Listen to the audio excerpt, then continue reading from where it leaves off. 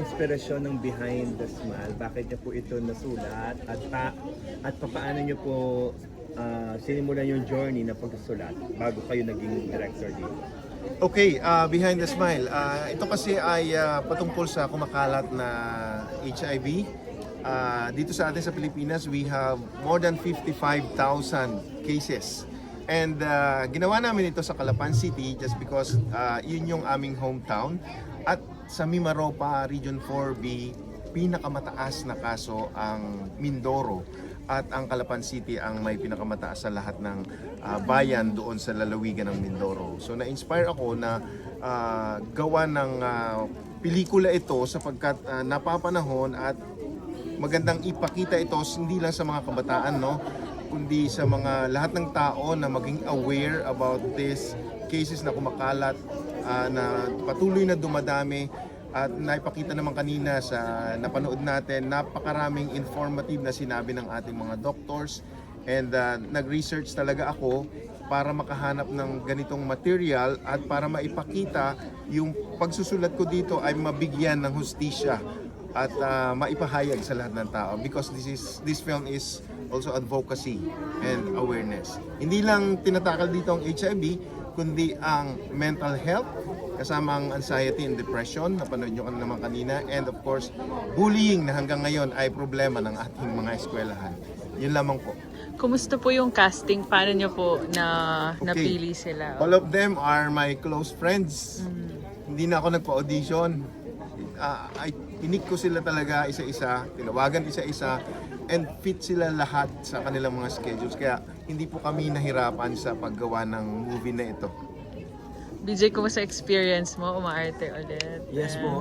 Ako syempre napakalaking pasasalamat ko kay Direk na sa akin niya ipinagkatiwala po yung karakter ni Elijah, dahil syempre napakalaking part niya naman sa film, and ako sobrang overwhelmed na sa akin niya nabigay yung role na yun. So I tried my best na ibigay din po yung justice dun sa character, and para makarelate din syempre yung mga na may pinagdadaanan ganun, maipakita sa kanila yung katotohanan, yung reality na nangyayari dun sa mga cases of HIV. So, the process nung mismong shooting, sobrang gaan lang eh. Nung pagkatrabaho, sabi nga, pinag-usapan namin kanina, parang classic yung unsum na ano ni Direk. Sobrang, dahil nga handpick niya and yung weight niya sa pamimili ng characters, kaya siguro mas nag-gel kami at hindi kami nahirapan sa pag-eksena ng bawat isa. So, nag-enjoy ako during the film. Thank you. Ikaw, Dana.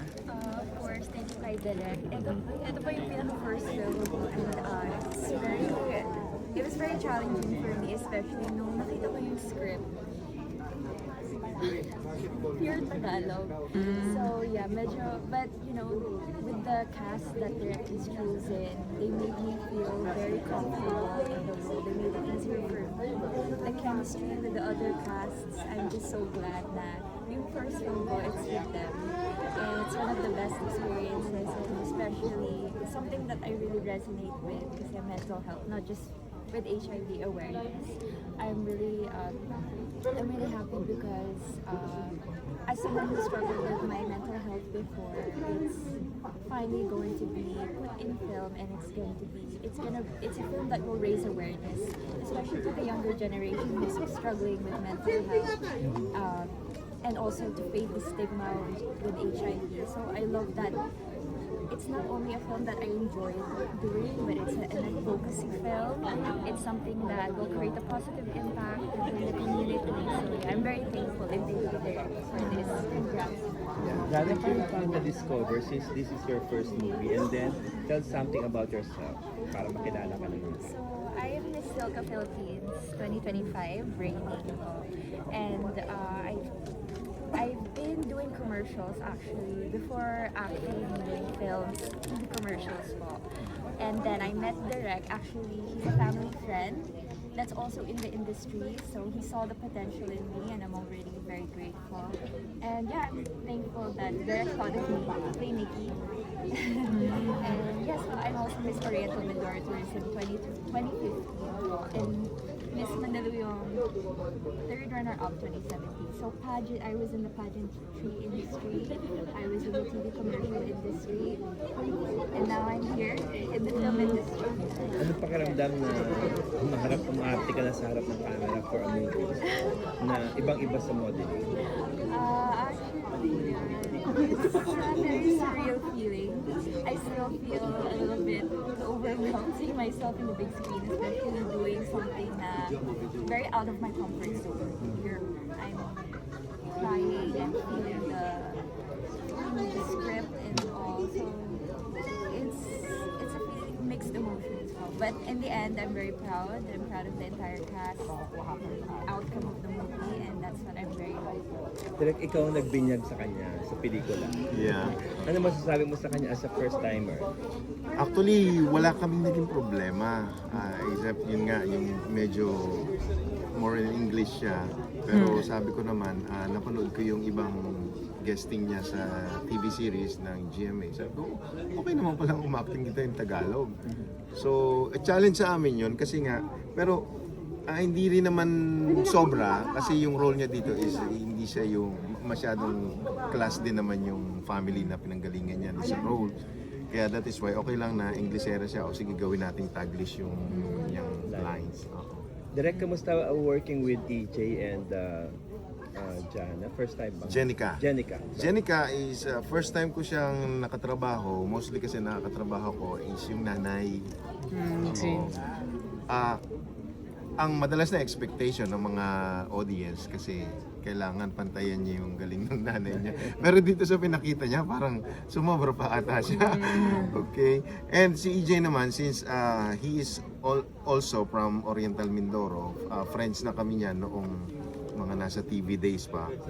At nakakasama ko rin siya mga TV series. And then, ayun, nag-uusap-usap lang kami na, bro, ikaw kukunin ko sa ganito. Okay lang siya na okay. Madali siyang katrabaho. Although both sila at maganda rin yung chemistry na ginawa nila. Nagsimula ka rin as talent, Direk? Yes, it was 1993. Direk Mel Chonglo, thank you so much. Kundi dahil sa iyo, hindi magtutuloy-tuloy ang aking career dito sa film industry. And then assessment nyo naman po kay BJ po dahil nagbabalik sa pag-arte. Yan. Oo, kasi paborito ko to eh. Bata pa lang to pinapanood kayo. Actually, kinukuha ko na siya madalas sa mga theater. Wala pa lang opportunity na makagawa ng film kasi nasa 5 years pa lang akong gumagawa ng film as director.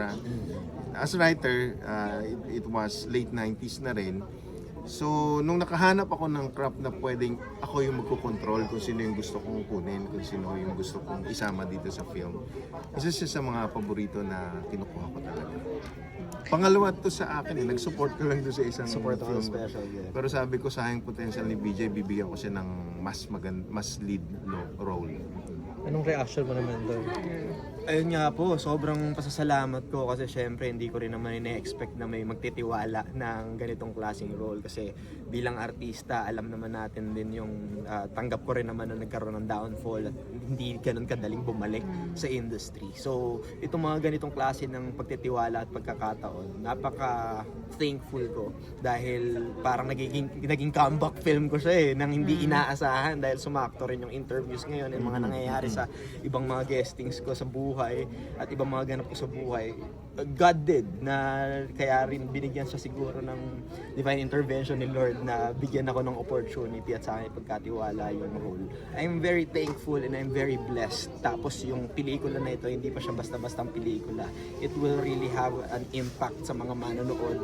Meron siyang istorya na gusto talagang ihayag at merong mga kadamdamin na gustong itouch. And syempre, the future will also be inspired with this film na mas maging maayos, mas maging smooth yung kanilang transition into adulthood, di ba, yung mga kabataan. And yun, masaya lang ako na nakakabalik ako sa film industry at si Direk yung nagiging pintuan ko ulit. Sa mga nakamiss sa'yo, ano ba yung kinabibisihan mo outside showbiz, ganyan, mga ano nangyari? Oo. Iyo po, yung nung nag-ano kasi ko na tinanggap ko na hindi ako masyadong showbiz, yun nga, nag-theater na medyo not on the limelight pero umaarte pa rin kasi yun yung passion ng puso ko. Pero trinay ko na din trabaho in the corporate world, maging simpleng tao. Pero ayun nga, parang hinahatak pa rin tayo pabalik ng film industry at parang pina-experience lang sa atin yung sakit ng buhay, hirap ng buhay para mas meron tayong hugot sa mga next projects natin. So ganun ko na lang sa tinitignan. Yung pagkawala ko sa showbiz, it prepares me for something better para mas magamit ko pa siguro yung talento ko. At sa mga nakamiss sa akin, sa mga naghahanap pa rin kay BJ Tollis, nagmamahal kahit na ilang taon na lumipas, maraming salamat po, nandyan pa rin kayo. And I will do my best and I will carry my name with proudness, and syempre gagamitin ko siya sa tama. And last question ko ng BJ, mahirap pa yung transition from a child actor to become an adult? Yes, mahirap po kasi until now merong mga tao na, "Ay, ang laki mo na pala," hindi sila makaget over, inaano nila na bata pa rin ako. Tapos syempre hindi rin naman naging sobrang tuloy-tuloy yung growth nung hindi lang sa career but also the financial side. Kaya syempre kasama sa judgment ng mga tao yun na bakit ganun yun nangyari sa'yo, bakit ganyan. But I'm happy naman and I'm showing to the public na hindi naman natin kailangan i-meet lagi yung expectations na iba to be happy. We can be happy on our own face. And meron tayong may kanya-kanyang timeline, di ba? Kung meron mang mga nakaungos sa career natin, I'm happy for them. Hindi kami dapat ikumpara sa isa't isa because And direct, I'm a man of my anong own. ang message ng pelikulang Behind the Smile at bakit kailangan panoorin ng tao? Oo, malaking impact ito sa buhay ng isang tao kasi once you choose kung ano yung landas na pipiliin mo, pag-isipan mo ng maraming beses, kagaya nung napanood natin talaga. So dapat mapanood talaga to ng maraming tao, hindi lang ng mga kabataan, kundi lahat na. Para nang sa ganun, aware pa rin sila sa sarili nila na everyone kung pwedeng mangyari sa kanilang buhay yung nangyari sa Behind the Smile. Why Behind the Smile? Kasi nga hindi natin nakikita yung kalooban ng isang tao. Pinapakita lang natin, para tayong mga artista talaga na lagi tayo nakangiti sa entablado. Yun. And I would like to thank, sama na natin. Yung premiere talaga namin ginanap sa Calapan City Convention. Hindi na namin kayo na-invite kasi you're parang hindi kayo available. But dito, special screening na lang and I'm happy to see you na nandito po kayo. Ano pong plans for the release po? Ay mga schools? Yeah, it was, kaya may mga invited tayo ng mga school presidents ay para ipalabas sa lahat ng eskwelahan. Pero cinema type din kapag walang mga auditorium. May timeline po ba? Nag-start Actually, na siya. start pa lang ulit ng marketing right now. Ngayon Siguro by second week of August, meron na ulit dito sa BGC. I don't know kung saan pa, or market, I think. And sa Mindoro is buong Oriental from September hanggang March na. Yeah. Thank you po. Okay.